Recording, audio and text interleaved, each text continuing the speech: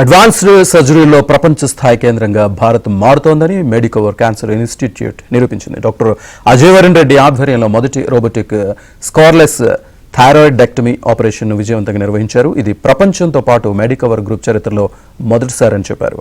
Rabbit పద్ధతి thyroid ఆపరేషన్లో ఒక కొత్త పద్ధతి.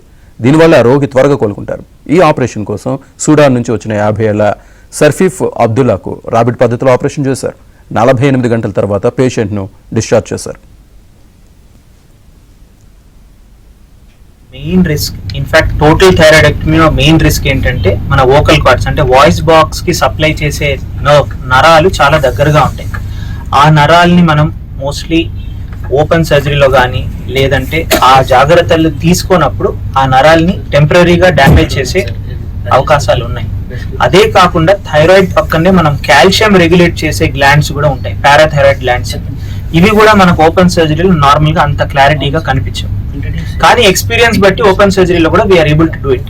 కానీ ఇప్పుడు రోబోటిక్ టెక్నాలజీ వచ్చిన తర్వాత ఇటువంటి చిన్న నర్వ్ కూడా మనం ప్రాపర్ గా 10x మ్యాగ్నిఫికేషన్ తో విజువలైజ్ చేయగలుగుతున్నాము.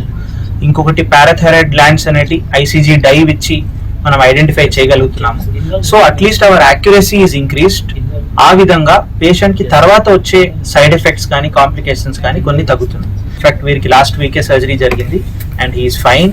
బయట he is able to do all his activities without any hindrance. Around 3 lakhs పడుతుంది మా హాస్పిటల్లో and this is a very competitive price మీరు వేరే హాస్పిటల్స్ కూడా కంపేర్ చేస్తే. ఇన్ఫాక్ట్ ఓపెన్ సర్జరీకి రోబోటిక్ సర్జరీకి అట్లీస్ట్ అరౌండ్ 70 to 1 lakh